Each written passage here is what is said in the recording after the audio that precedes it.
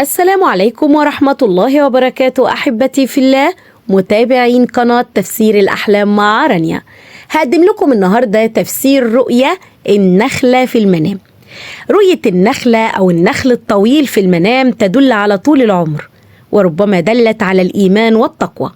ومن رأى نخلا كثيرا وطويلا في الحلم فهذا يدل على كثرة الأولاد. وتشير رؤيا النخلة الطويلة المثمرة في المنام إلى أرض خيرة أو سنة خصبة، فرؤية نخلة طويلة في البيت تدل على الزوجة الشريفة النافعة لعائلتها. رؤيا النخل الطويل وأوراقه في المنام تدل على الزيادة في الأموال.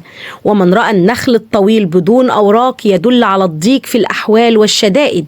ومن رأى أنه قطع نخلة طويلة في الحلم فإنه يصاب بمكروه في سفر. ورؤية تسلق نخلة طويلة تدل على الوصول لمكانة عالية وقدر عالي بين الناس. رؤية زراعة النخل في المنام تدل على رزق الرائي بصيب نافع. ومن رأى أنه زرع النخل وكان ناجحا في الحلم فإنه ينال الشرف والرفعة. أما إن لم تكن زراعة النخل ناجحة يدل على خيبة الأمل.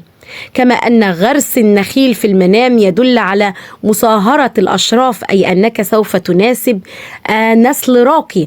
من رأى أنه زرع نواة تمر وأصبحت نخيل في المنام فأنه سوف يصيب علما أو سوف يصير في درجة مرتفعة من النجاح.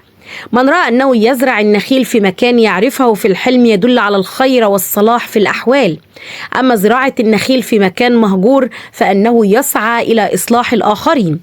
رؤية النخلة في منام الرجل تدل على المكانة والشأن بين الناس، فإذا رأى الرجل شجرة النخيل طويلة دليل لوصوله لمكانة عالية. رؤية شجرة النخيل في بيته تدل على البركة في ماله وعياله. والحلم بمزرعة النخل للرجل يدل على صلاح عائلته. زرع النخل في المنام للرجل دليل على زواجه من امرأة صالحة. ورؤية الرجل المتزوج مزرعة من النخيل دلالة على تعدد زوجاته. فرؤية طلع النخيل في المنام تدل على أرباح ينالها من أعماله. وإذا رأى الرجل أوراق النخيل يدل على زيادة في عياله. رؤية النخل يابس تدل على ضياع رزقه. وعندما يرى الرجل أنه يقطع النخلة يدل على مرض زوجته أو تطليقها.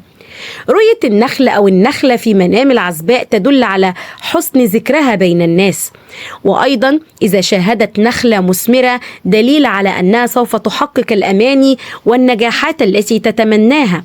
أما حلم النخيل اليابس للعزباء يدل على القسوة من الأهل. إذا رأت العزباء أنها تتسلق نخلة في المنام يدل على الوصول إلى ما تتمناه.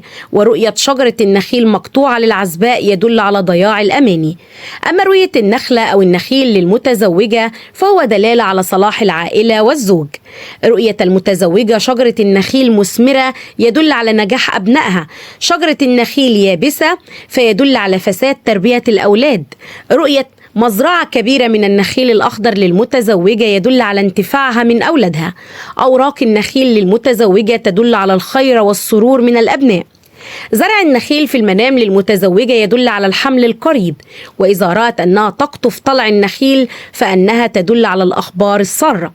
رؤية النخيل في منام المرأة الحامل فيدل ذلك على ولادة طفل يكون له ذو شأن ومنفعة بين الناس.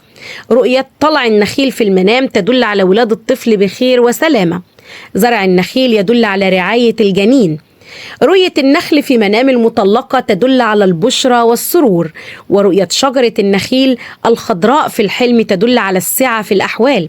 فرؤية شجرة النخيل الصفراء اليابسة في الحلم للمرأة المطلقة تدل على سوء أحوالها. وإذا رأت أنها تقطع شجرة أو رؤية شجرة نخيل مقطوعة يدل على غياب السند والمعين لها. رؤية المرأة المطلقة أنها تقوم بتسلق النخل في المنام يدل على أنها تعتمد على ذاتها وسوف تنجح وتصل إلى ما تتمناه بإذن الله. وإلى هنا تنتهي حلقتنا ونلقاكم في تفسير جديد. فلا تنسوا دعمنا دائما بالإعجاب بالفيديو والاشتراك في القناة وتفعيل الجرس ليصلكم دائما كل ما هو جديد لنا. إلى اللقاء والسلام عليكم ورحمة الله وبركاته.